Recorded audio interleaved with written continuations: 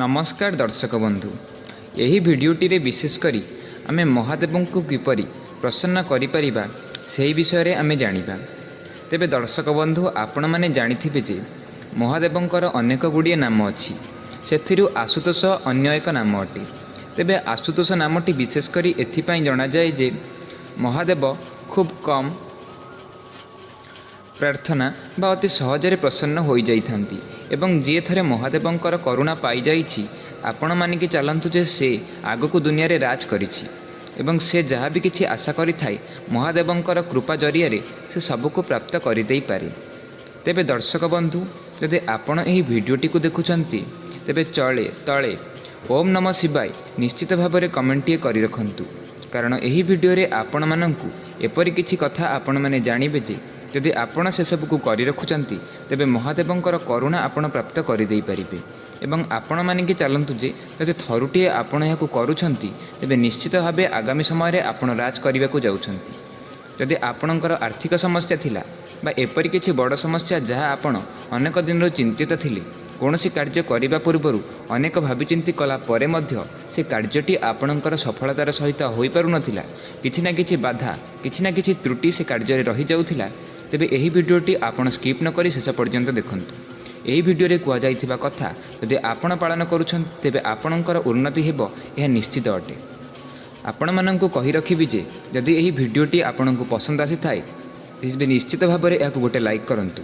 तेबे दर्शक बंधु, आसंतु आमे एही भिडियो रे किछिटा कथा जानि रखिबा जाहाकु कि आमे जति आम जीवन में पालन करूछंती तेबे खूब अल्प दिन मध्यरे महादेवंकु आमे प्रसन्न करि नै पारिबा एवं सेमाने बा जो माने महादेवंकु प्रसन्न करि पारिबे सेमाने निश्चित भाव एहार लाभ कौन, एहार करुणा केते सेमाने जानि पारिबे। तेबे भिडियोटी को आरंभ करिबा। दर्शक बंधु, महादेवंकर करुणा अपार होइथाय एवं जदि आमे महादेवंकु किछि आम स्वच्छ मनरे मागि थाउ तेबे निश्चित भावे महादेव आमको ताहा प्रदान करि देइथांती। महादेवंकु आपण जदि निज मनरु बा निज सकारात्मक चेतनार सहित थरुटिए भी डाकंती आपणकर जेकोसी खराब परिस्थिति थिले मध्य महादेव आपणकर सहाय होइथांती। एवं आपण मानिके चलंतु जे यदि आपण निज मनरु बा निज मस्तिष्करु थरुटिए महादेवंकु डाकिछंती तेबे आपण तार करुणा कोठी ना कोठी निश्चित भाव में पाइछंती। तेबे जदि आपण सकाळु स्नान करी भगवान को पूजा करुछंती, भगवान को नम्रतार सहित निज मथारे भगवान को प्रणाम करुछंती तेबे एहा मध्य आपणक पई खूब भल रही थाए।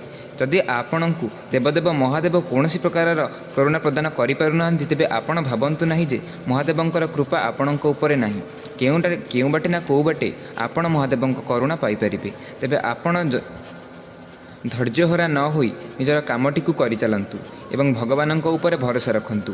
आपणकर सब खराब परिस्थिति रे देवदेव महादेव आपणकर साथ देबे एवं आपण निश्चित भाव में से प्रकार असुविधारू आपण आगकू जाई परिबे। दर्शक बंधु, यदि आपणकर एपरि कोनोसी असुविधा थिला, यदि आपणकू कोनोसी रोग थिला बा आपण कोनोसी चिंतारे अधिक दिन धरी चिंतित रहुथिले, हेबा कार्य आपणकर होई पारु नथिला, चाकरी बा राजनीति क्षेत्र में आपण चिंतित थिले, तेबे महादेवं को आपण सकाळु स्नान करी निश्चित भाव में पूजा अर्चना करंतु। महादेवंकर करुणा आपण थरुटिए पाईगले आपणकर सबु असुविधा दूर हो जिवो।